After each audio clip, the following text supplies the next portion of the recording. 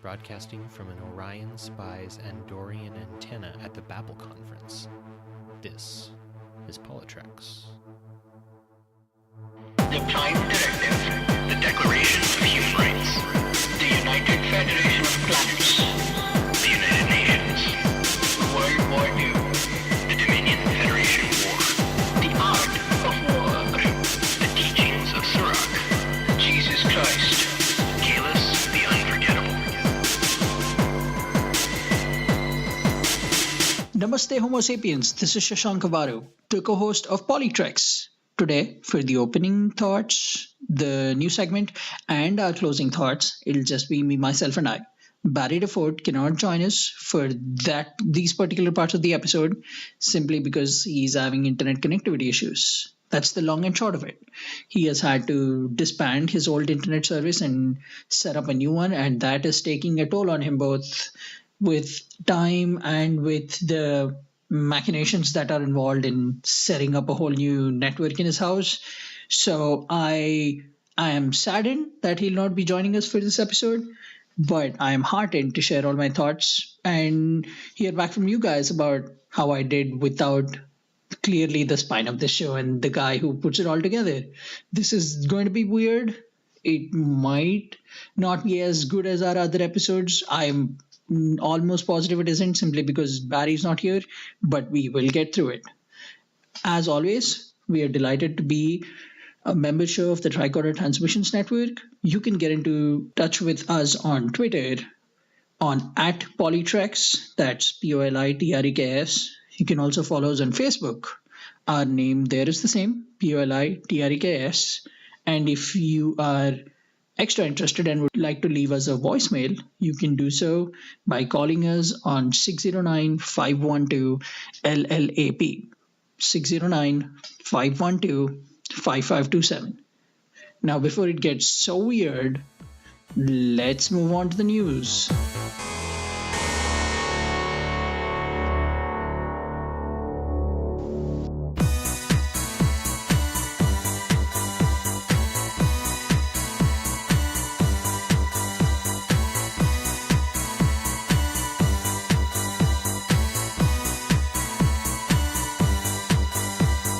Thanks for sticking around. I had no idea you guys would stick around. You're so sweet for doing that.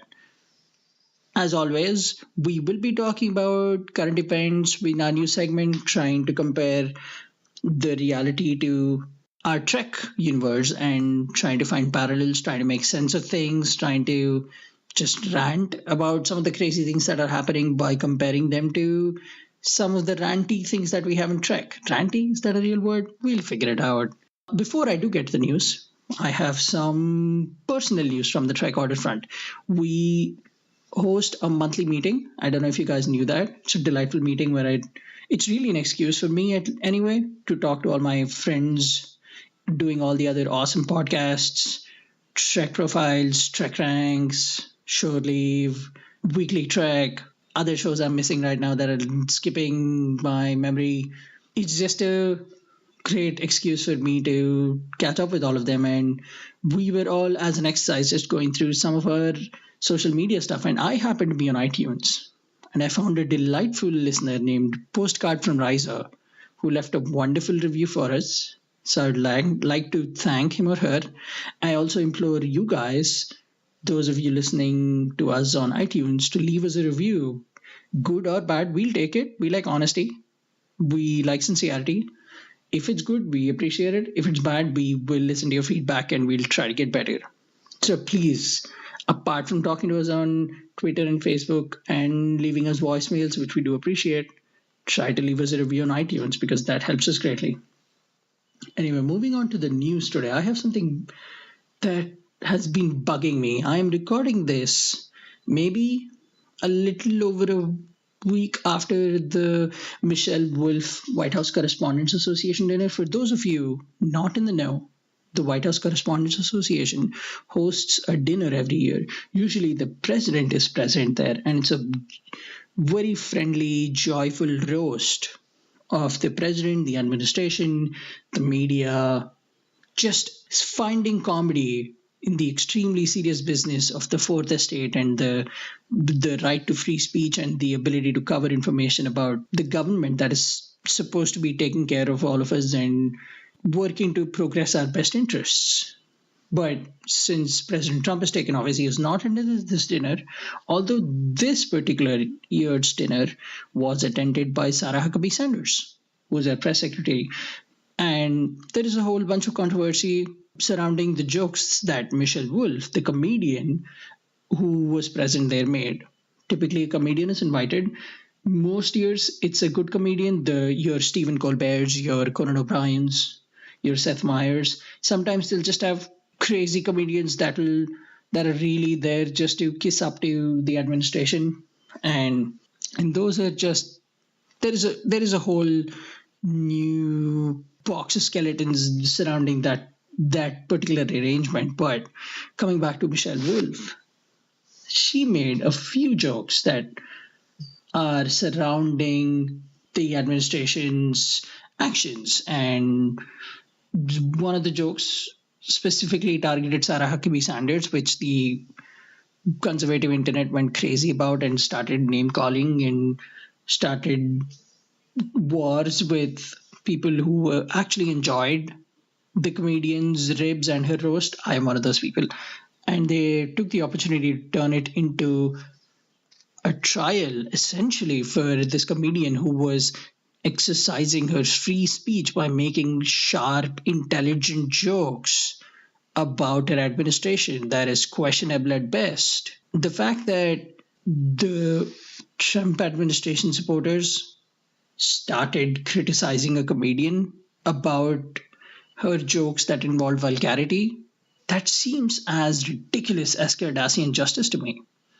Cardassian justice is one of the worst ideas for practicing law. The idea that a trial is essentially a giant circus because the person's punishment has already been decided, and the entire trial happens just to show off the fact that there is a punishment that's been decided, and there is grandiose insanity in that idea. All of that drives me crazy. And as soon as I heard this, the fact that people who are supporting the Trump administration, the administration of the same guy that talked about grabbing women by their genitals, the same guy who has incited violence at his rallies, the same guy who yells out, who spews out hatred with every second sentence, a guy who's famous for attaching nicknames to people,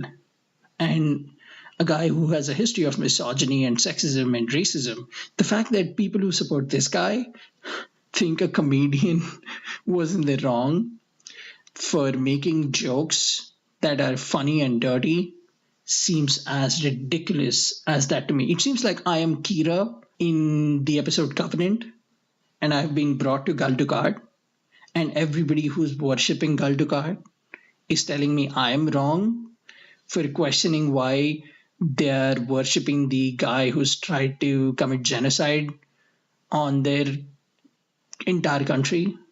The idea of people who are the textbook examples of the worst in a situation are questioning other people's actions and criticizing them for being dirty and being vulgar is bizarre to me.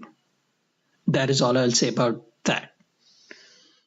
Moving on this very show, Barry and I often express hope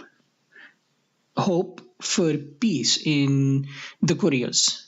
This has gone on through our lifetimes, and this conflict has reverberated around the world. There have been repercussions that have ranged across time and across legalities, across peace treaties, across generations, and even the thought of peace between North Korea and South Korea never actually seemed possible. But the fact that recently there was a meeting between Kim Jong-un and representatives from South Korea, and the fact that they have formally opted to start taking steps to end the Korean War brought tears to my eyes as soon as I heard it. I shared it on our PoliTreks Twitter as well. That is one of the greatest pieces of news I'll ever read in my life. The fact that that is even a possibility. These were all my initial emotions. And now that I've had time to sit on it and chew on it, and the fact that the news has been out there for a while, all of it makes me 95% happy and about 5% disturbed. Let me clarify what I'm talking about. The Romulans often violate the neutral zone. It's something that happens in the original series, and so on and so forth. It's a crime that is being repeated over and over and over again, and yet somehow the Romulans always try to fall back on the idea of the fact that Starfleet ultimately wants peace and they want stability. So they take advantage by poking the fire, and then they keep stepping back, crying hurt when they want to be freed from responsibility. On this very show, Barry and I, in our initial episodes, talked about how North Korea is close to nuclear war with the United States. The same Kim Jong-un that we are talking about today proposing peace, let's not forget, was the same guy who said he would love to destroy the entire world with his nuclear weapons. So the whole idea seems a little disturbing to me. It seems a little too good to be true. And if there is anything that I've learned from Star Trek, my mom, just life in general, if something is too good to be true, it probably is actually too good to be true. But that being said, this show, I as a person, I as a Star Trek lover, want to believe that the ability to do good is in everyone. And so just in that spirit, I hope that this particular peace treaty is not just a gaslight to hide any of the other atrocities that are happening in Korea, or it's not an attempt to divert our attention from the actual wrongdoings that are happening around the world, and that this is a peace deal that will stick. That is my fervent hope, and I really hope that's something that we all would see in our foreseeable future someday. Moving on, speaking of deals, the other news item that has been picking up some steam recently is the Iranian nuclear deal. To summarize it in a minute or less, a couple of years ago, the idea of an Iranian nuclear deal was floated around. The fact that Iran had an active nuclear weapons program to essentially develop and implement a nuclear weapon strategy to arm itself in case of nuclear war.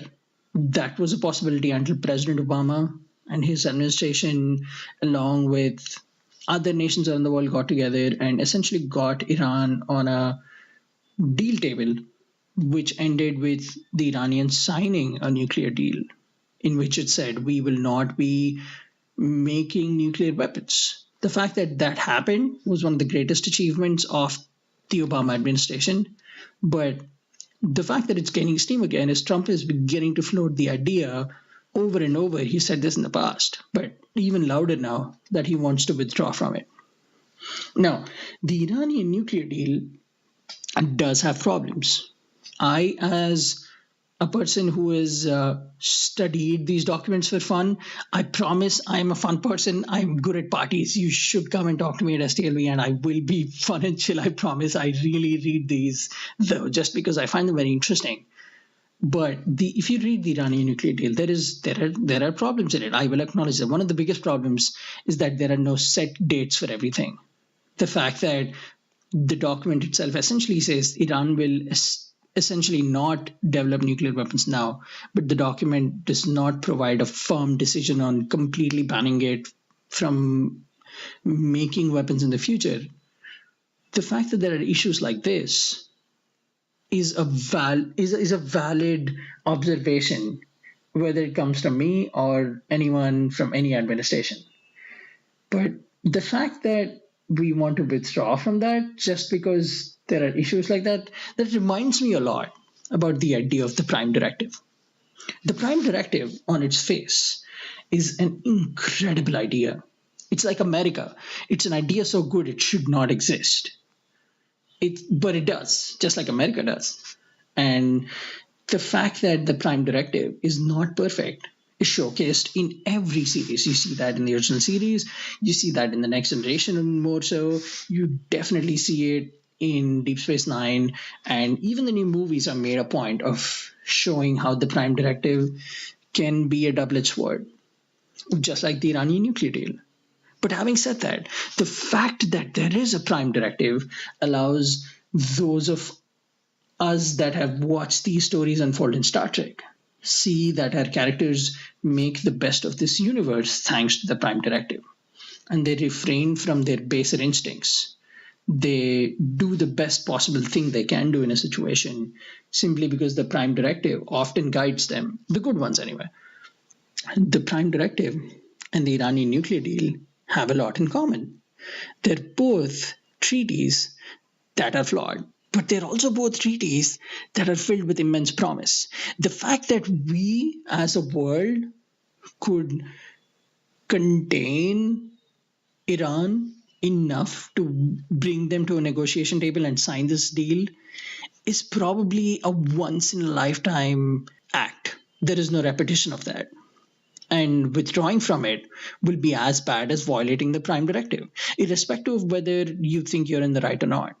The fact that we could get Iran to that table is as good as Picard quoting the Prime Directive to refrain from doing something that in that particular situation seems like the right thing to do, but objectively isn't in the bigger picture. So I would just, for those that are interested, look at the flaws of the Iranian nuclear deal and try to look at it from the lens of the Prime Directive. Try to see how both of them are flawed, they're imperfect. I accept that, but they both ultimately lead to better things. And we, as a world, should never forget that. And if we ever allow people to just withdraw from deals that are made in for the betterment of the world, the message we are sending is that, hey, you know how you have your worst fear about people waging nuclear war? We as a government actually aren't doing anything to prevent that. On the contrary, we are going out of our way to make sure that these fears get one step closer to reality. Anyway, I did not mean to fill all our news today with negativity. I hope I haven't. But these are essential discussions that need to be had. And if you're ever feeling too negative, there is always Star Trek to fall back on. Now we move on to our main segment, which is probably one of the coolest episodes we've ever done. I know we're a fairly young podcast, but we finally got a debate in, and I will not stop you guys anymore. Here it is, this beautiful Edward Jellico debate to fill your ear holes.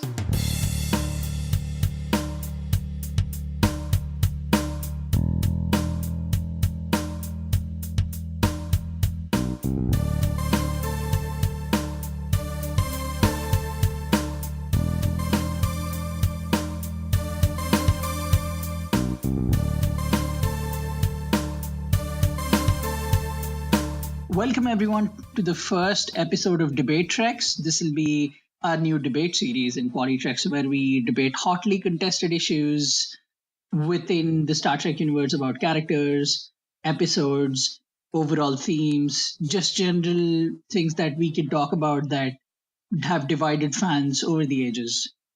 For our first episode today, this was a great idea from Barry and Jim. Barry one day approached me and told me, hey, Jim has expressed interest in coming and doing a debate about whether Edward Jellico is an overall good character or a bad character. Not good in the sense of evil and good and evil, but good in the sense of a likable, appealing, overall nice character, an overall positive character or a negative character. So today's debate will be between Jim Moorhouse from TrekRanks, one of our other awesome shows here in the Tricorder network. I often listen to TrekRanks and I'm amazed that he keeps coming up with lists. I'm surprised he doesn't work with BuzzFeed yet. And it'll be him against our very own Barry DeFord. Now, before we get into the debate, I have expressed my stance on this issue over Twitter, and I've engaged in multiple conversations about what I think about Edward Jellico. But please be assured that in this argument, I will merely be the moderator.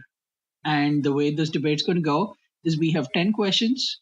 Each question will approximately take 5 minutes. And within that 5 minutes, we'll have a 2-minute argument from both opponents. And then there'll be a 1-minute rebuttal. Whenever they go over 5 seconds of the time that's allotted to them, I will interrupt them. So you will hear that if they are not keeping their time. And if the questions get shorted, all the same, I have no problem with that. We have quite a few good audience questions that we can use. Also, just on a side note, thank you, audience, for sending us those questions. But having said that, our topic today is Edward Jellico good? And everything's on the table, no holds barred. I will introduce our opponents for today. First up, Jim Moorhouse. Hey, Jim. Hey, guys. Great to finally be on PoliTreks. Are you excited for today's debate? I am very excited about today's debate because this is one of my favorite topics to poke people with. I love this one. I'm excited to hear all your thoughts on it. And then we have PoliTreks' very own co-host, often imitated, never replicated, Barry DeFord. Namaste, Homo sapiens. I'm very excited to be doing this as well. And I think, first of all, maybe just off the hob here, because I know, Shashank, you're saying you're going to be neutral, and I know there's been quite some hot Twitter debates happening about this as well. First of all, I think we all can agree on one thing, that this is great Trek. All Trek is great Trek, but this especially is great Trek. It's in the top 21 of Jim's TrekRanks website, so you should definitely check that out. And actually, I have a little bit here that I would watch Jim's top 20 to number 1 on all of the series, and I call it the Moorhouse Challenge. So I would say everyone should get out and try the Moorhouse Challenge. It's loads of fun. Or the other challenge is do your own ranks and send them to me because I love to see them. That works too. And also, I just have to say, I think Ronnie Cox does a fantastic job just as an actor. And I think that's why we can't stop talking about him for that reason. So good on you, Mr. Cox. I hear you make good music too. All right. Well, the niceties have been exchanged. Now let's get to ripping each other's throats out. We'll go Jim first because Jim's our guest. Question 1. Who's Edward Jellico? Jim? Edward Jellico is an insecure idiot with a badge. He's just the worst. In my world, you have to earn authority. You don't just get to assume it. And I really don't care what rank is on your collar. I obviously wouldn't have made it in the military or Starfleet. I respect authority, but only when authority respects me. And the issue with Jellico is that he doesn't respect anyone. He's insecure. He doesn't believe in himself, just as Deanna points out. He is your typical bad manager. At the beginning here, he's got this nice introduction. He's friendly. He's ready to roll. No issue. And then wham, just straight into bad leadership without taking, right away. It's, hey, I want a standard 4-shift rotation regardless of any expertise or feedback I might be able to tap into from my experienced staff. That is terrible leadership. Let me give you an example of good leadership with another brusque character in this episode. Nechayev. She's direct. She's forthright in her style. But never had a problem with her because she's not disrespectful. She's strong. She believes in herself. Perfect example is right at the top of the show. Here's Riker. He's miffed. He's a little annoyed that he's not taking over the ship and they're giving it to somebody else. And she said, when he asked her, right, he says, Nechayev, you think the Cardassians are ready for war? And she respectfully, directly, brusquely says, I didn't say war, Commander. I said incursion. That's how you command directly and confidently, not the absolute crap show that Jellico is undertaking in his role as the pseudo Enterprise captain. Barry? Well, that's a great start. So I'll go with mine here. First of all, before anything else, Edward Jellico is clearly a family man who loves his son. He's a captain of a ship that he misses. And he is a specific component Starfleet needed for the task at hand. Good you pointed Nechayev out, because she is the puppet master behind this entire operation on Starfleet's side. And yes, she is a stone-cold pro. She needs someone who's going to come in and make things happen, right? He's going to get things done and he's going to go. He is a fixer. He's a man of few words. He's a man of action. And I'm going to get into this further. He is not the dad of the ship. He's more like a principal. And being a principal myself, you've got to get the right people for the right type of job. And when you're dealing with students or Cardassians, both equally as unruly sometimes, you need someone who can get the job done. So that's Edward Jellico for me. You go, Jim. 1 minute rebuttal. Here we go. I'll say this. So you point out the family issue, and that's one of my issues because he has time for his family. He's clearly a family man. He's got that side covered, but yet the lack of respect for everything else going on the show, on the crew. And here's the thing. Everybody's like, he doesn't have time to do anything else. He doesn't have time to deal with all these extracurriculars. Yeah, he does. He's got time to hang up his little pictures that little Johnny drew and get the fish out of there. He's got time to get the fish out. That's an order that people have time to do right now during this big, hotly contested mission that has no time for anything else. Sorry, Jellico. You're a terrible manager and you're a disrespectful person. Barry? Do I get a rebut on that or no? You do. Go, Barry. You have a minute. Sweet. Okay.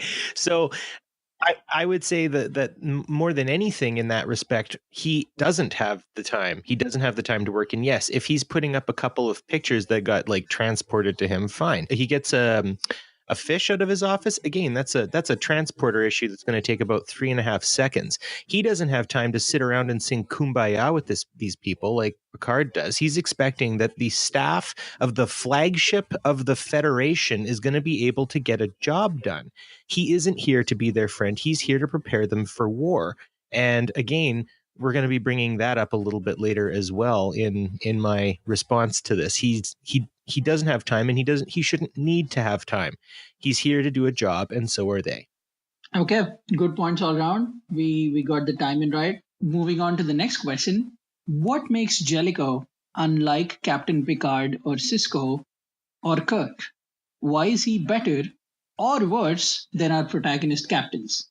Barry? Well, this is a very salient moment where we see the other type of Starfleet captain. The captains we get on a regular basis, they are explorers first. They are no slouches when it comes to kicking the enemy's butt, albeit. However, they are honed more closely to diplomacy, negotiation, and that whole seeking out new life and new civilizations thing. Jellico is not that. He would botch a first contact scenario completely, and he has little to no tact in that area of expertise. Jellico is a war captain.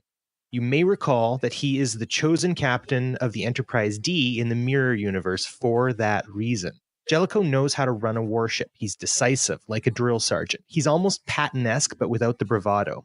And you know what? I will say Jellico is still warm. Look at how he greets Deanna. Look at how he greets other members of staff. Even with Will, he runs up to him and shakes his hand. Look at when he does have time with Geordi, especially when they're in that shuttle. They do finally chat and make small talk. However, first and foremost, Jellico is a war captain. He's been bred for that purpose. For example, take Sisko during the Dominion War. He takes the diplomatic route to start and ultimately has to become a war criminal to get his way out of it. Sisko gets played like a fiddle by Dukat throughout the whole thing because Sisko's looking to make inroads and diplomacy and all this sort of stuff. Dukat is the devil. He doesn't want that.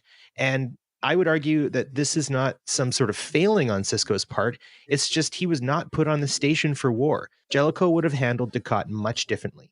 So I would say that Jellico isn't a better or worse captain. He's just one with a very different capacity. Okay, Jim? Wow. Comparing Jellico's strengths by saying Sisko is faulty in some manner. Okay, I'm going to move on to the fact that the reason he's different than the great captains of Picard, Sisko, Kirk, who all served during wartime at exceedingly high and successful levels, is because he's a passive-aggressive little bitch. You can bleep that out if you need to. To Jean-Luc Picard, freaking Jean-Luc Picard, you're going to sigh and slump your shoulders and roll your eyes and whine at the very first while he's trying to give you advice He was your first officer for 5 years.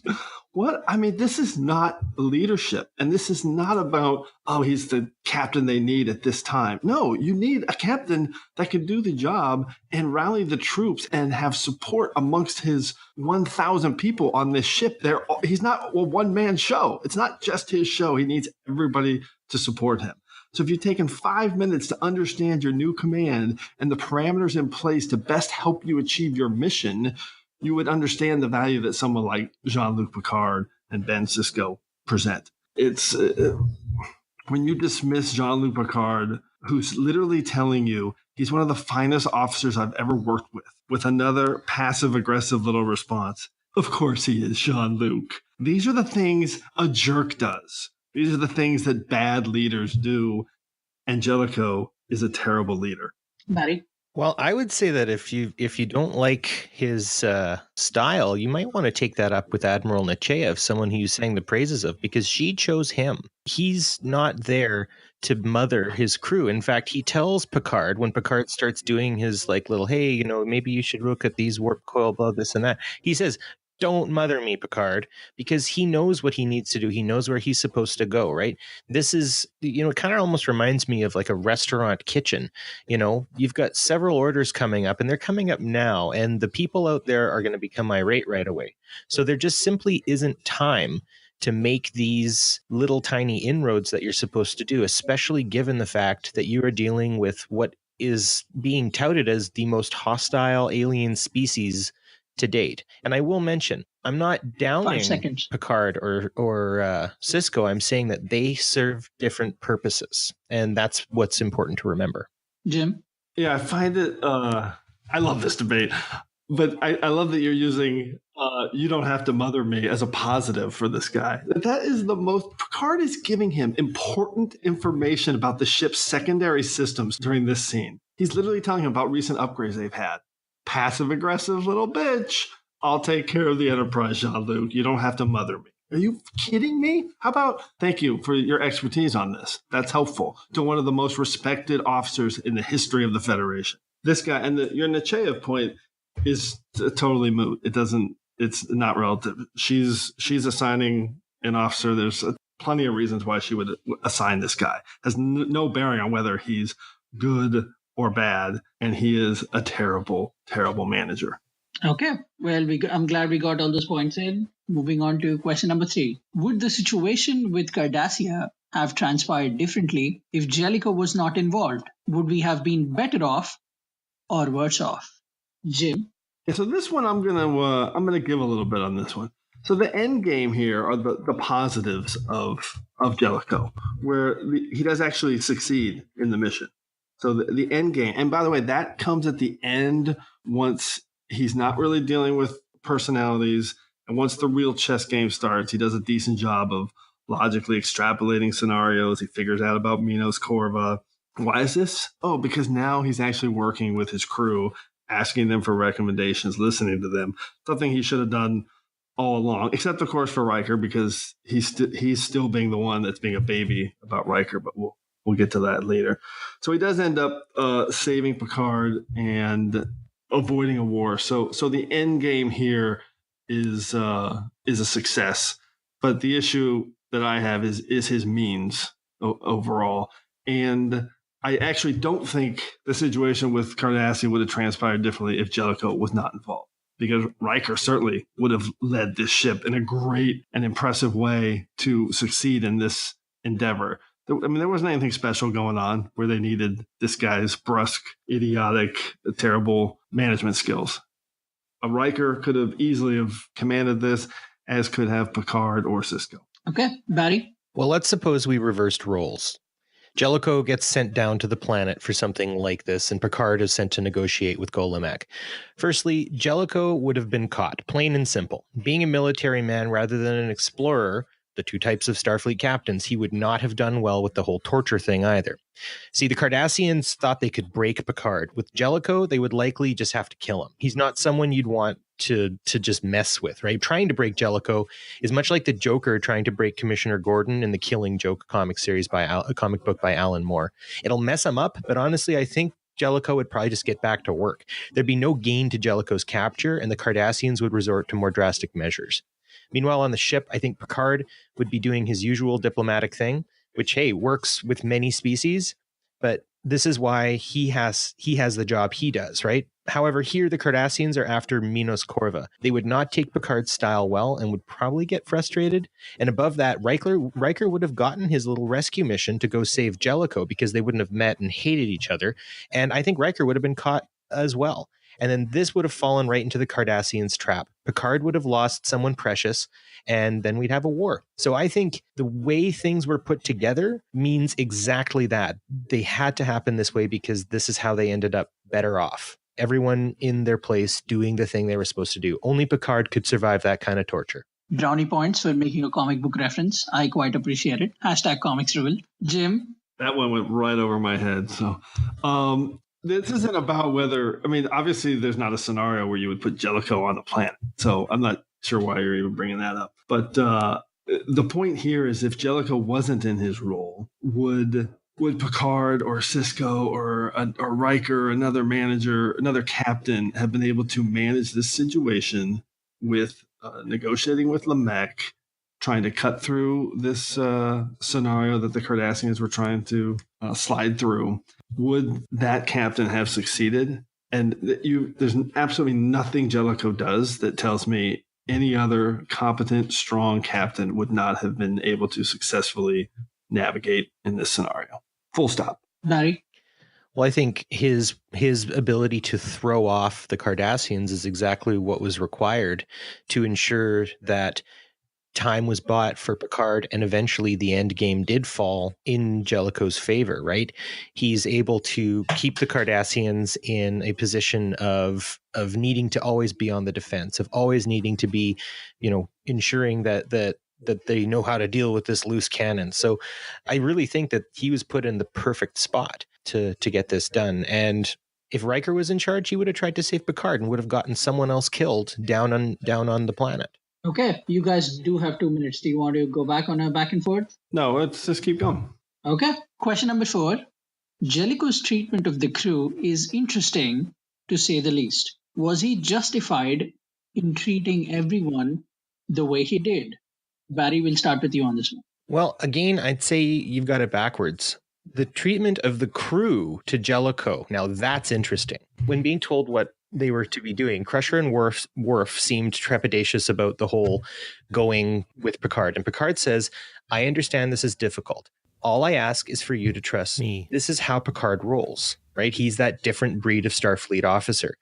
And with Jellico being almost Lorca-like, readying a ship full of explorers and scientists for war, this is why he angers Geordi, right? This is why he angers everybody, because they are being pulled out of their normal parameters. And I would say that when Jellico is going up and telling them what to do, he's saying specifically what they have to do. Picard is the one actually being vague.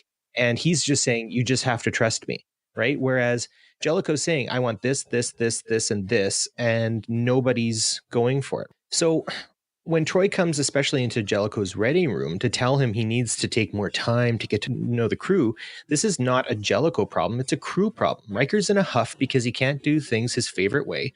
And Picard kept the reins loose on Will, and there's no time for that. It's time for war. And he's seeing Troy acting that way. He knows he's got to knock her down a peg too. So he says, what are you doing out of uniform, right? Put some clothes on.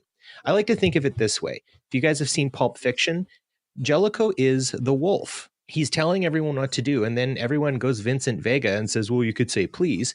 And really, I feel like this should have been something Jellico said, which is like, get it straight, Buster. I'm not here to say please. I'm here to tell you what to do. And if self-preservation is an instinct you possessed, you'd better bleeping do it, and quick. I'm here to help. And, does he have to say pretty please with sugar on top? Okay, Jim? Your argument is that being disrespectful to people is okay. And that's not okay. In any situation, let's be real clear about that. It's not okay to treat people poorly.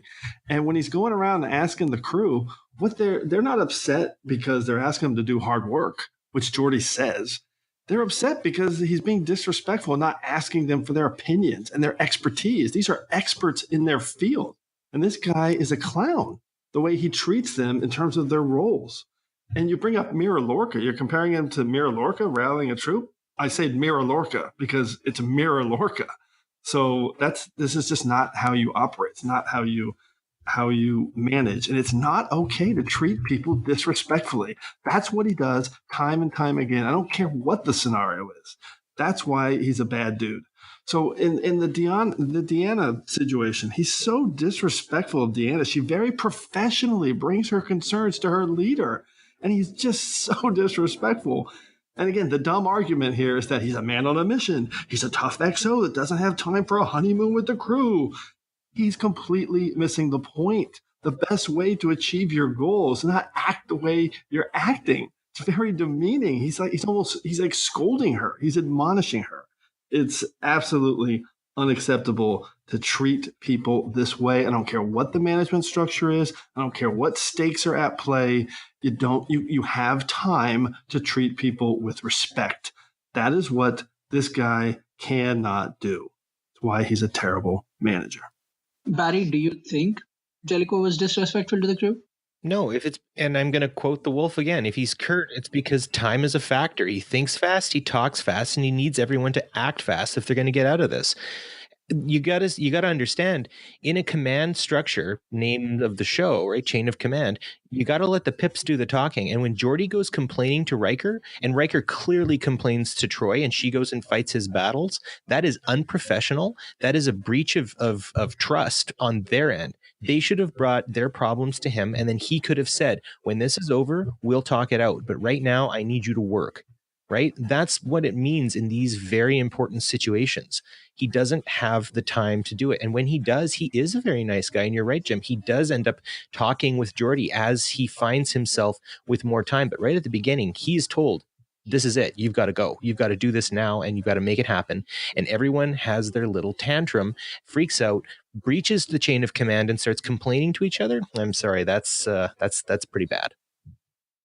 Just as a moderator's point, Deanna Troy's job is ship's counselor. So if Riker was to go tell her that somebody's being disrespectful, it would be within the purview of her duties to take that, because he's expressing his feelings and he's expressing how he's being treated and how that's affecting him mentally. I'm just going to point that out. As the ship's counselor, she is supposed to listen to that in confidence, and then she's supposed to direct that individual to the member of staff that he's having a problem with before she says anything, because she's also breaking counselee privilege in that case. Okay, well noted, man. Jim? I would just like to add, we don't know any of that actually happened. So just to be clear. So your whole argument is that it's okay to be disrespectful to people. I will never buy that argument, because there's always time for courtesy, and there's always time to treat someone with the respect and expertise they deserve. And that is his issue. And it's not just about, just being a snowflake or whatever it is. The point here is you'll get more out of them. If you were a good manager, you would see that by talking to them, asking them, spending an extra minute or two with them would actually lead to a better result for you and your management. That's the crux here. And again, the dumb argument is that I'm a man on a mission. I don't have time for any of this other stuff. Yeah, you do. You got plenty of time, because I see that your tactic, which we're about to talk about in the next question.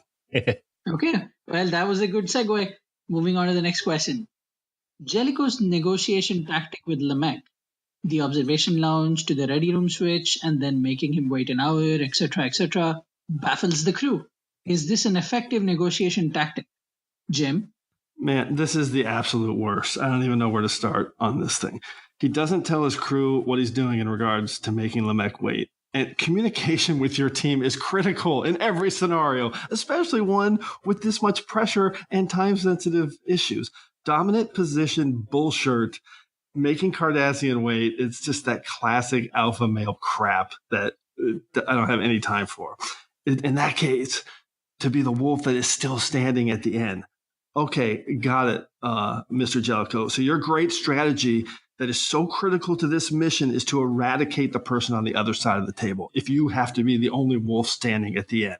So your starting point is, I'm the wolf. I'm going to be the last guy standing. And I use the term eradicate to be nice. The real word is destroy or kill. This guy is a joke. That's not how the Federation works. That's not a tactic. And by the way, the whole dominant position, alpha male thing, that's also what he's doing to the entire crew the entire time he's in charge, instead of working with them again and respecting them. His ruse about acting like a jackass and going off half-cocked, storming out of the room, then laughing about it and telling Troy and Riker to go back in with his couple of points. These are child's games. That's not how you negotiate or talk to anyone. It's not how you get anything done. That's how morons, idiots like Trump operate. It's absolute embarrassment the way this guy goes about his job because of a perceived power structure, which he could use to his advantage and succeed with. But instead, he knows nothing about managing people, and he's a disrespectful human being. Okay, let's not get overly political here, but Trump is a fascist goldfish. Barry? Fascist goldfish. Okay, that was delightful. Anyways, first of all, I don't understand. I'm starting to have a problem figuring out this whole disrespect thing, because every time he sees and meets and greets a new officer or another officer, he is always so happy to see them. He shakes their hand. How you doing? How are things? And then he gets down to work, and then they start complaining, and then he has to lay down the law. So I'm a little bit confused on that, but you know what? I'll let it go. Here's the other piece. He does tell Deanna what he's doing when he goes to the ready room. And he does tell Riker and Troy what he's doing when he storms out of there on the bridge and tells them what's happening. And he seems excited to do it. And that's when Deanna's like, well, I don't think he knows what he's talking about, whereas Riker thinks he does. So even in that case, you can just see how unprofessional they're being. They're being clouded by their own judgment. Jellicoe needs his opponents off kilter, right? And it's a tactic straight out of the Book of Five Rings by Miyamoto Musashi, which was used by business people in the 90s especially, right? Musashi was a swordsman who was a master, but the way he would do it is he'd go from town to town challenging local samurai and being basically the Klingons of human history. No samurai would turn him down. They would arrange a meeting place and time to have their little brawl, and Musashi would make them wait, or he would show up late or whatever, and he'd saunter in and get into an argument with the already angry samurai and then provoke him into an attack and wipe him out. So I think, again, this is Starfleet choosing Jellicoe for the purpose to throw his enemies off. And you know what? If it throws off the Enterprise crew, tension is contagious. Clearly, it's a ship full of people who would not take kindly to the loss of their Captain Picard. And if the Cardassians show up on a ship full of people with their hackles up, everyone's twitchy and uptight, well, that's going to make you feel that way too. Hostile ship, hostile people. Jellicoe has the Cardassians right where he wants them. Jim? So you're using 1980s Wall Street business people as your argument for how to behave. Okay, got that. 90s. Same difference. You're basically defending, Exxon moguls. So, okay. It's passive aggressive. That's why he's nice to these guys. He's passive aggressive. The way he treated Picard while he's trying to relay information to him is the disrespect. That's what I'm talking about. Okay, or when he goes to Geordi and says, yeah, your whole crew's going to work all night. I don't care what you say. I'm not going to listen to any argument on your end. So that's what we're talking about there. In terms of the buying time with this strategy, he's not buying any time. He has no idea what he's doing. He literally has no idea what he's doing. He's acting like a child with this strategy. And he does not communicate to them in advance of the meeting what he's going to do. That is clear. I'm not sure what you're talking about there, Barry. Yeah, he tells them afterwards. But he goes into the meeting, and they're sitting there going, what the heck is going on? We have no idea. We look like clowns. So he did not communicate to them the way a good manager would. Barry?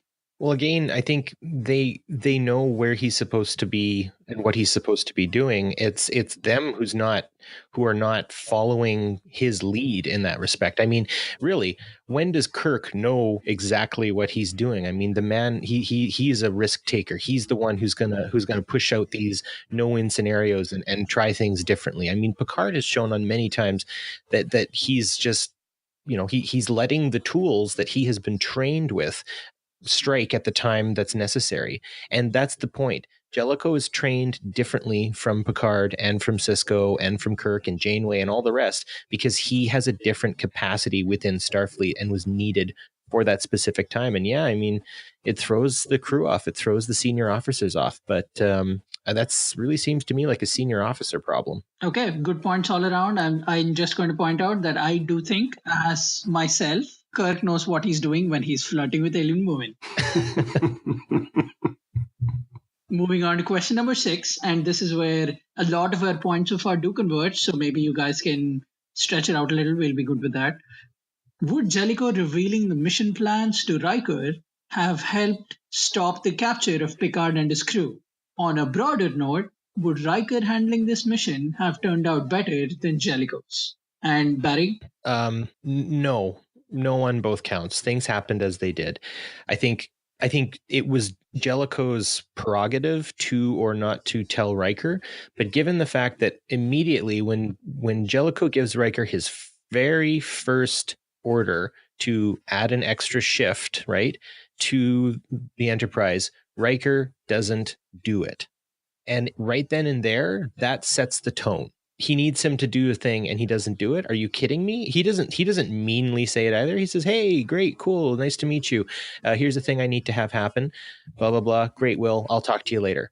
Right? I'm in a hurry. I got things to do, but I know I can count on you.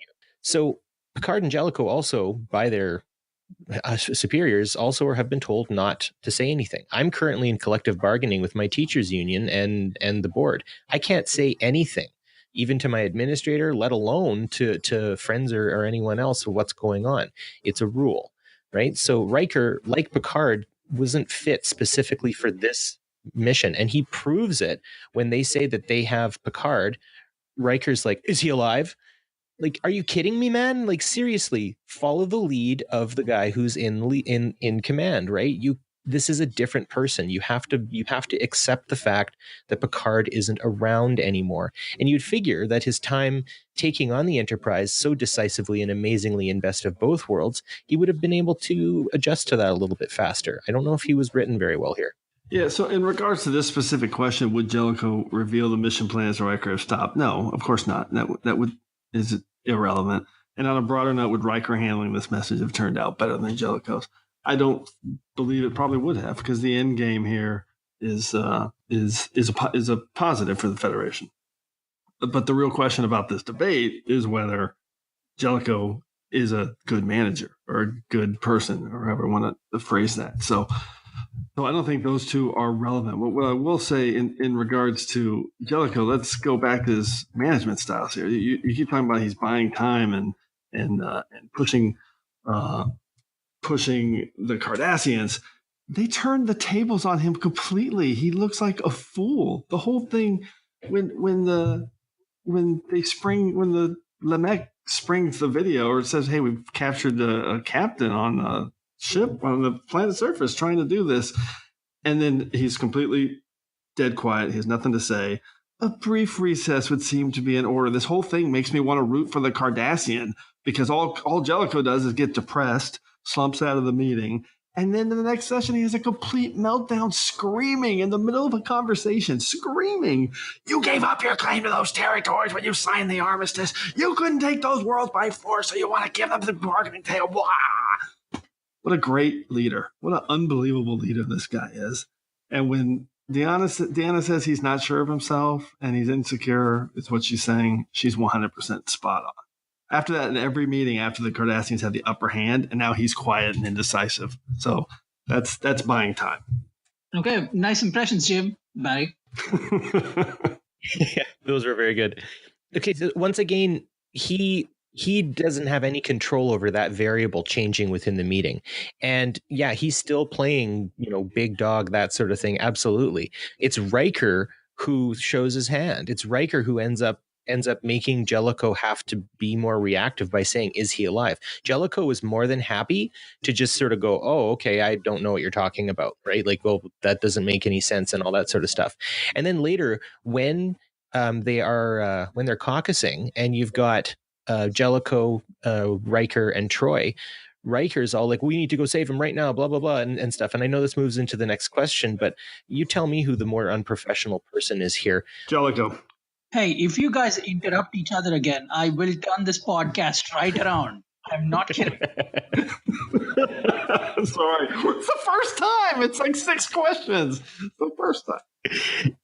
Yeah, we're 6 in. I call being able to do one of those 2 later. But anyways, no, Jellico is sticking to character. In fact, that's why he's doing his yelly loudy thing, and it's Riker who's botching this thing completely. Okay, Jim.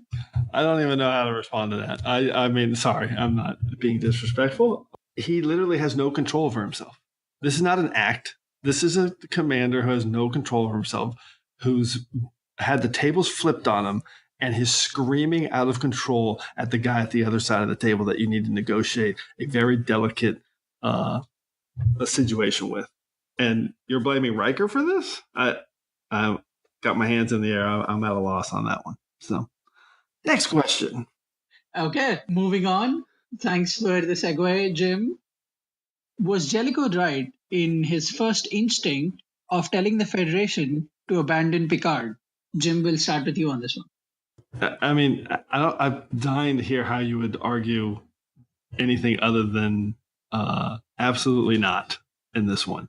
He doesn't even entertain the notion. Or, again, you want to get performance out of your crew? How about don't just slam the door in their face? Yeah, your captain's dead. I don't really care. We're moving on. Again, I get it. He's a manager. He's a commanding officer. He has the right to do that. It's the wrong choice if you want to get the best performance out of your crew. And you want to get the best performance out of your crew. It's that simple. So don't act that way.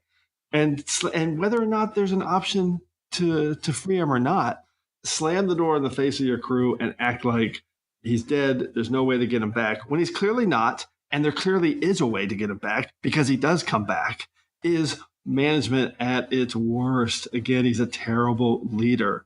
Absolute joker. Full stop. Okay, well, that was short and sweet. I appreciate it. Barry? Well, in Jellico's mind, and I'm guessing he's perceiving how his own capture would go, it's futile to save a dead man.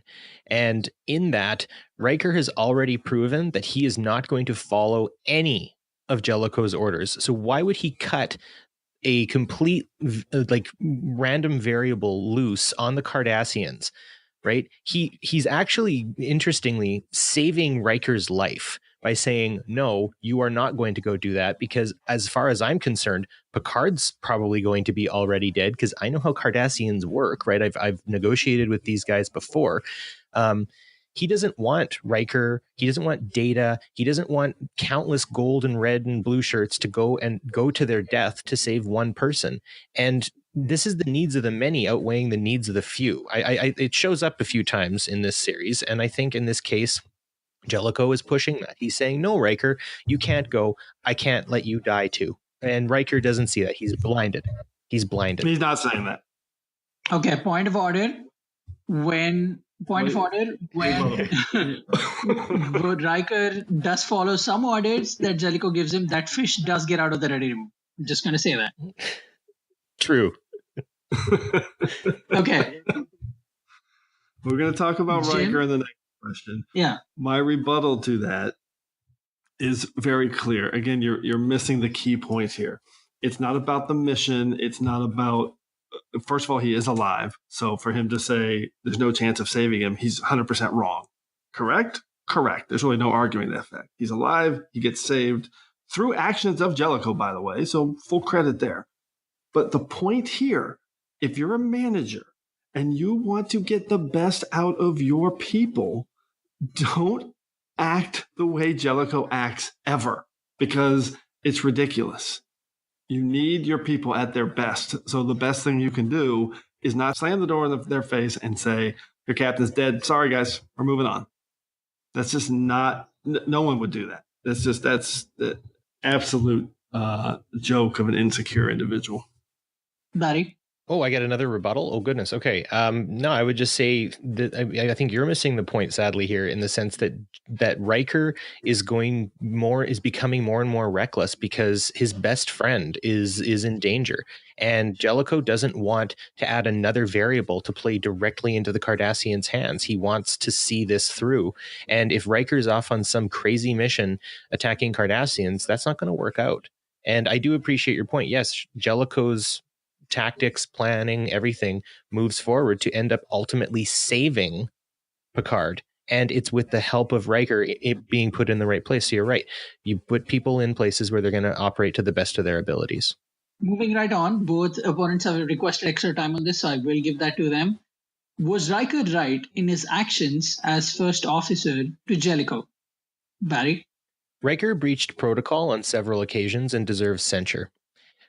Complaining to subordinate officers, commiserating with subordinate officers, getting a dear and close friend to go to bat for him, not following the first order he was given because he didn't like it, and finally his outburst in front of subordinate officers. Yeah, that's bad form all around. I would characterize Riker's actions as tantrum behavior, and it's way out of character, and he was right to be confined to quarters. Or not confined to quarters, to be stripped of his command for the time, or relieved of his command. Jim? How would you rate tantrum behaviors versus Jellico in a delicate negotiation with a Cardassian? Anyway, let's move on. One of the biggest false narratives in this episode is Riker's actions. So yes, at the very start, he misjudges and makes an error in terms of the delta shift and the 4-shift rotation. No question. After that point, literally after that point, he obeys every single Jellico command without question. Not a single nugget of question. Yes, he's got Geordi and Deanna coming to him and other people complaining to him, and he doesn't commiserate with them. He says, hey, I'm not going to be the one that talks to this guy. He doesn't like me. So to act like that's some kind of punishable action, the way he's acting there and communicating with the officers underneath him, that's baffling. So literally every command after that one, he obeys until he's in a situation where he realizes his captain is alive, imprisoned, and he's making reasoned arguments to his commanding officer about the options available to them to try to save one of the greatest officers in the history of the Federation, whether it's the Saldanis IV Convention or whatever.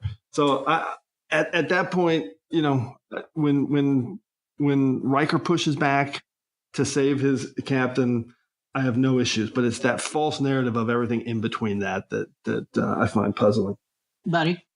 Riker does follow other orders by Jellico after that with a snarl on his face and a bad attitude when he is walking down the hallway with Geordi. First of all, look at the floor, everybody. If you're watching it again, 2 of the fluorescent lights are flickering, and it makes me crazy every time I see that scene. But beyond that, he actually does say to Geordi that he doesn't appreciate Captain Jellico's style or his attitude and everything. He does commiserate, and that is a severe breach of the chain of command. That's a bad thing, and he shouldn't do it. And when finally Jellico does swallow his pride, because he doesn't like Riker either, I will fully admit that, Jellico swallows his pride and asks him to do the shuttle mission. You see that poop-eating grin on Riker's face? Then ask me. Come on, what a guy. He's being a little brat there. Just totally, you're welcome and all this sort of stuff. I'm sorry, that is like they're lucky that they dropped rank there, because boy howdy. And you know what? Jellico doesn't give him trouble for it after. He lets that slide too. So that's some pretty stern stuff on Jellico's end. Jim? Boy, what a good guy that Jellico is to let that slide. Oh my gosh, he's such a good guy. My mind is blown that you're calling out Riker for that. I would have done that in spades 3 times over because of the disrespect that this officer has shown every single person on this ship. The guy is a fraud. The guy is insecure. The guy is not good at his job. He's a complete joke. I have no issues, 0 issues with Riker at any point in this episode, minus his first bit of misjudgment of the 4-shift rotation. I think it's a complete false narrative, and people see what they want to see. So we're moving on to a final question. We do have a little bit of time saved for the audience questions that we got. We may not get to all of them, but we will try. What is better, to have successful missions at the cost of a crew that loathes you, or to serve as captain of a happy crew and risk the possibility of failure? Jim? Well, I'm really glad you asked that question, Shashank, because obviously the happy answer is both. You need successful missions, but you need the proper work environment, and you need a situation where the expertise of an entire crew is utilized to succeed in that mission, and not one guy who actually doesn't know what he's doing and not taking advantage of the full expertise at his disposal. So I think it's really clear that when you describe something like that, you're talking about the greatest captains in the history of Starfleet, and that's Captain Jean-Luc Picard and Captain Catherine Janeway and Captain Ben Sisko and Captain Jonathan Archer. It is not Captain Jellico, because he doesn't respect the people he works for, and you need to respect people in all situations. He does not respect people. It's really clear. All the evidence is here that he doesn't respect people, and he's a terrible manager. Barry? First of all, this is a fantastic softball question you threw to Jim. I really appreciate you doing this, because I think he was struggling a little bit in the end there. By the end, I feel that the crew actually didn't loathe him, right? They definitely had a fit over the change. That was mostly the senior officers, right? Everyone else seemed to be going about their business, but Geordi seemed to be coming around and all. And Jellico, he was never like openly mean to anyone. He always greeted them warmly and all that sort of stuff. So I feel like things really were kind of coming around by the end, right? They were working together. They were talking with each other. Like Picard, Jellico could not tell them everything, right? It was up to them to trust him. Picard is more parental in his way of getting this across, and Jellico felt his pips did the talking. Okay, Jim. Sorry, I lost my train of thought. I need a massage. Oh my god. I will give you a massage at STLV, Jim, because you're being a great sport on this. I enjoy this so much. This is amazing. It's a very different structure. Yeah, I think you are correct. I don't think they ever loathed him, but they don't respect him. And it's better to be in an environment where everybody has mutual respect. And I know I'm a little bit of a broken record right now on that point, but for me, that is how you manage, that is how you lead, and that is how the best organizations, corporations, and even military institutions lead. Okay, Barry? Respect goes up. Ensigns respect junior lieutenants, or lieutenants, as you'd say in the States. Lieutenants respect commanders. Commanders respect captains. It goes up. You gain the respect of those officers, and they will bring that respect down. They have more seniority. They have more time. And yes, when they greet you warmly, when they ask you to do something, by goodness, you do it. And you're absolutely right. Delta shift should have happened immediately, and that would have set the tone for the rest of the episode. But Riker didn't do it. Quick rebuttal. Respect always goes both ways. Always. Every single situation in my world, respect goes both ways. Barry? I would say it definitely does. It definitely does, but it has to start in one direction. And it'll be like a great ping pong match or tennis game. But not if you're Captain Jellico, because he never respects his crew ever at any point in these 2 hours. Okay, now that's again a matter of perception, so we'll move on. We have a few audience questions. All of them were sent from Tiborg at STRTRK1701. Thank you, listener, and a shout out to you. We might not get to all the questions, but since Barry was perceiving that previous question as a softball to Jim, Barry, here's a softball for you. Does Jellico have a hidden good side we could grow to respect? Well, thank you. That one's coming in slow and steady. I'm going to knock it right out of the park. His good side isn't hidden at all. Watch the episode. Again, as mentioned so many times, Deanna, it's good to see you. Will Riker, class of 57, like he's so happy to see this person. I've done my homework on you. I know who you are. I think this is going to be great, right? Here are the things I want to have happen. There's warmth, there's candor to his voice, right? He's clearly a devoted father. He and Troy do their little looking at the funny little elephant thing, right? It's apparent he does have a nurturing side. He just didn't think he needed to apply it to the officers of the flagship of the Federation. I think he saw them as being more professional, being able to get a thing done faster and more efficiently than he had anticipated. And this is why he has to pick Data up as sort of like an interlocutor to get Geordi on his side, and is why he had to sort of work his way through Troy and Riker, because they were undermining his authority. And about respect, undermining someone's authority, not cool. Jim? That's pretty much what he does the entire show. But he, again, the passive aggressive part of it. So he introduces himself to Riker quickly, but it's all show. He doesn't have time for Riker. He's going to close the turbo lift in his face and move on. I don't need you to show me. And the way he treats Riker after the initial error of Delta Shift situation, in which you also want to listen to the expertise of your crew and get some feedback on the situation you're walking into, and don't assume you know everything, shows exactly how little warmth he actually has.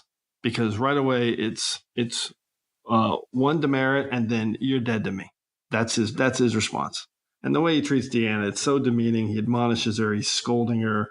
He's not telling her in a respectful way to change her uniform. It's absolutely it's unacceptable. It's unacceptable behavior all across the board in terms of how he interacts with this crew. Guys, this will be your final argument, so make sure you get all those points in there that you've been saving. Barry? I guess, at the end of this, we still end up seeing a crew doing the right thing. And liking or disliking Jellico, I think we can see that the mission does end up successful. And I would say that it happens because of the eventual emotional fortitude of the crew, following the orders, reasonable requests by a captain on several occasions, right? What is unreasonable about anything he asks them to do? Put a uniform on, follow my orders, right? These are the things I want you to do. Yes, he is not necessarily listening to every single bit and bob that these guys have to say, right? Geordi's like, well, I blah, blah, this and that. That's why he gets Data to say, well, actually, this isn't impossible. Actually, this is totally possible. It's just not your favorite way.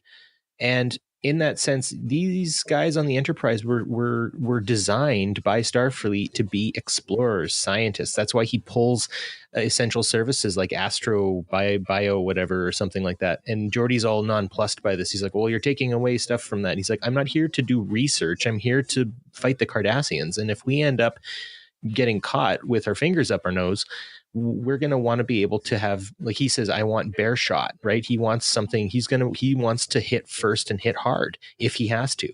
So sorry, scientists, you can't be scientists anymore. And as much as Mirror Lorca turns out to be a poohead, they do a pretty good job at beating the Klingons.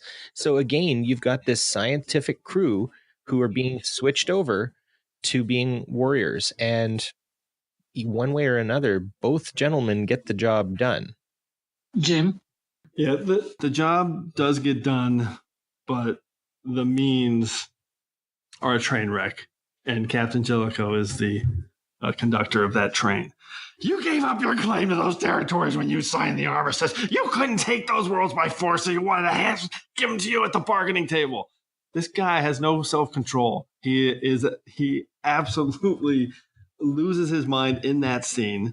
And the key point here for the work that he's asked the crew to do, because you're right, he asked the crew to do work, is again taking 30 seconds to get a full understanding of the ship and the needs, and asking for the expertise of a crew of 1,000 people to chime in on that. That is how the best managers lead. And this real question here is he a good manager? Is he a good guy? My answer will unequivocally always be no. He's not a good guy. He doesn't treat people with respect. And for me, that's number one on every list for how I measure somebody. If you don't treat someone with respect, you're not a good dude. And he clearly doesn't, regardless of the chain of command structure of Starfleet. Okay, that was a very healthy debate all around. I did quite enjoy myself. This was definitely very interesting. We tried something new. It mostly worked, I would like to think.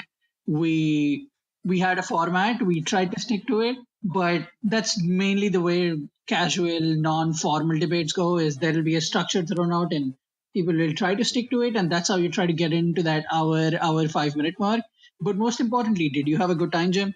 Oh, I had a great time, but I literally, it was such the format is very difficult. It's very hard to kind of stay in point on that. And if you're debating, you can't really give too much. That is true. Because the whole point is to debate. So you have to hold your cards. Absolutely. And So that one time that Barry had a good point, I couldn't acknowledge it. That one time. We'll let the audience find out what that was.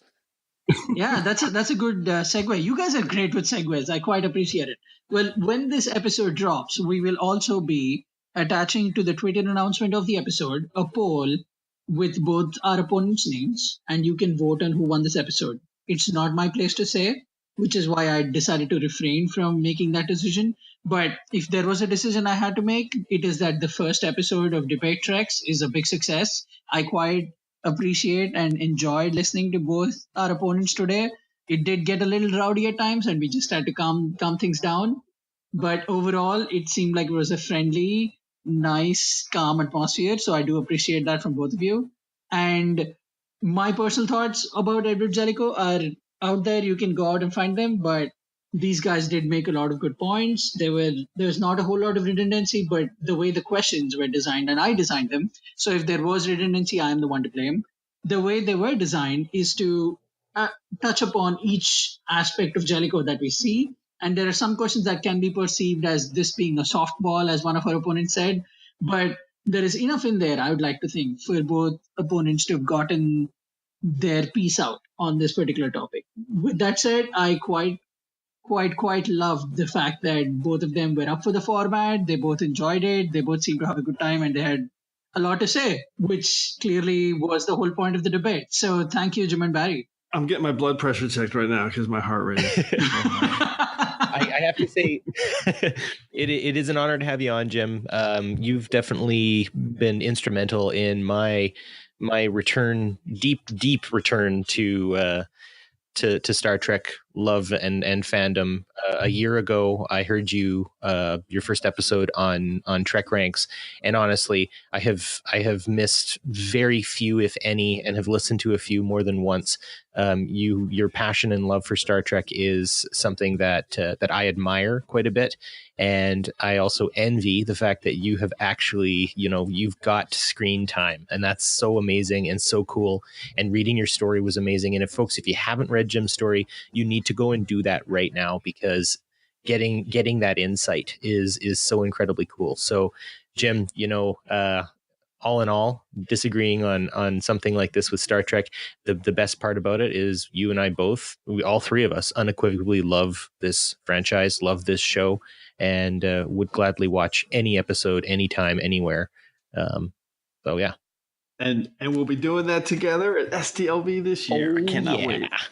Jim, before we get out of here, where can people find you? Oh, I am at on Twitter at TrekRanks and at Enterprise Extra, and you can check out my website at TrekRanks.com, and of course our TrekRanks podcast here on the Tricorder Transmissions Podcast Network. Awesome. Well, thanks, guys. That was a delightful time. I quite enjoyed myself. Thank you. Fantastic. Thanks, guys.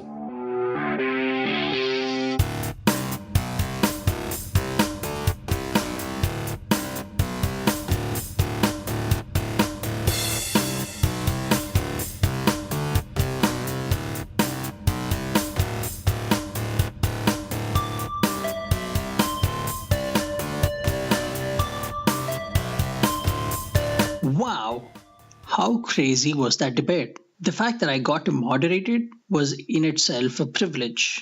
But what was even better was getting to formulate those questions. Not just because the questions themselves were so varied about this character, and there are so many directions that you could go in a debate with someone who's so polarizing, but getting to understand these guys through the way they answered these questions was an interesting challenge to me. And that's why you'll see softballs in those questions for both of them. And even though, for the record, everyone might think I might have maybe been a little harsher on Barry than I was on Jim, in truth, the position that Barry has taken itself is so it's not unusual, but it's so unique, and in that it's him defending a character that the episodes themselves at times objectively show is as a negative character, or they show him in a negative light. So that might have been why you guys might have felt that a little bit, but I'm hoping that didn't come across. If it did, it's entirely my fault. I am at Shashank Avvaru, SHASHANK on Twitter. At me, yell at me. I would love to listen to you guys. But in closing thoughts for this particular debate, I want to first acknowledge the hard work that Barry and Jim did. They clearly did the research. It's obvious that they now know every frame of chain of command. The fact that they could be creative on the spot, that's very interesting. That's very, very good for both of them in terms of their debate skills. I particularly appreciate how Jim was able to deflect some of the really good points that Barry was making by turning them on their head and making Barry question for a second, like the legitimacy of the points she was making. And vice versa. Barry did that at points too. But on a larger scale, DebateTreks as an idea for us is mainly to bring in more interesting polarizing topics, and you'll see in the future, hopefully, many more special guests who will be joining us to debate either Barry or I, or it could just be two guests that one of us could moderate, two guests that are not PoliTreks people. And honestly, there are a lot of cool opportunities. But this particular debate itself was very, very interesting. And it was definitely, to me, very thought-provoking. As someone who has had a particular position on this debate for a long time, both of them convinced me to look at things differently. Both of them convinced me for some of the ideas that I've had. Both of them pushed me a little farther against some of the ideas that I had. And I think that's what debates do.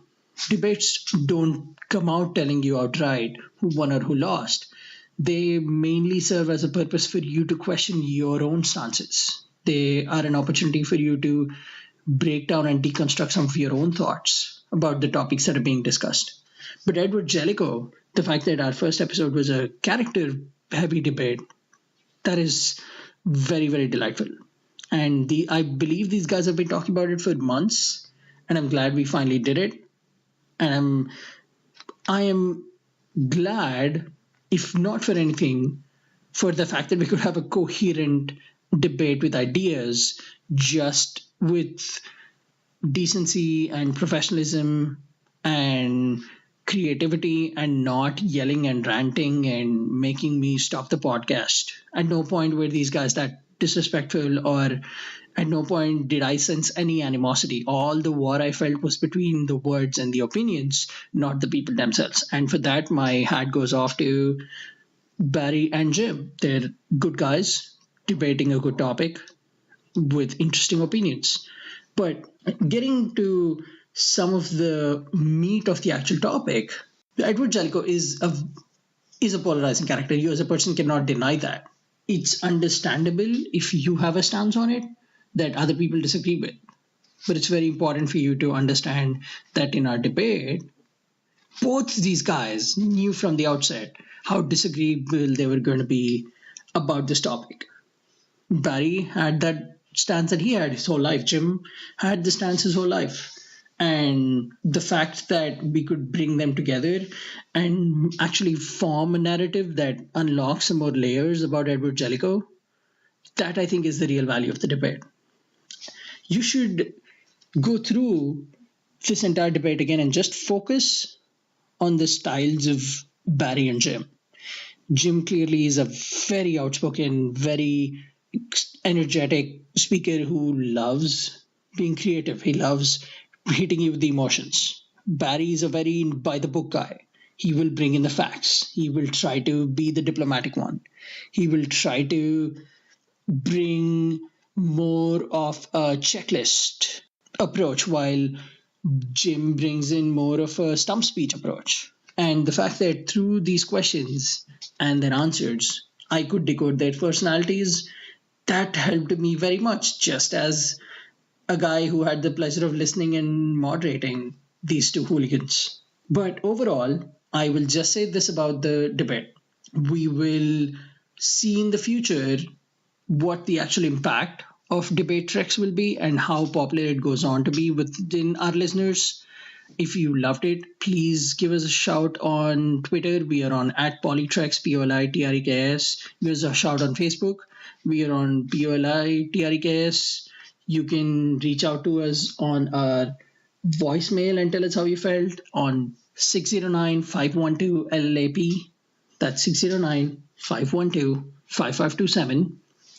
And depending on how the response is, we'll make sure we get to these kinds of debate-heavy episodes more often in the future, hopefully. You can also, before I forget, hopefully leave us a review on iTunes. If you're listening to us on iTunes, that helps us a lot. It helps us bring the word out. It helps us reach more ears, and just a few short paragraphs, good, bad, we'll take it all. But in closing, I just want to say it was a pleasure moderating them. It was a pleasure listening to these guys. It was a pleasure coming up with the questions, and it certainly was an honor receiving questions from our audience and being able to use them to guide the debate toward the end there. The way you can decide our winner for this particular debate is when we drop this on Twitter, we will attach a poll right in that tweet thread. So be on the lookout for that tweet thread when this particular episode is dropped. And I will leave two options in there: Barry DeFord, Jim Moorhouse. Tell us who you think won. We'll probably leave it open for a couple of days so everybody can get their votes in. And that will be the person who has been decided as a popular winner. But if you really want to enjoy the full scope of the debate, don't think of it in terms of winning and losing. Think of it in terms of good points and bad points and interesting opinions and layered narratives. Until our next DebateTreks, this is Shashank saying live long and prosper. And onward to Star Society.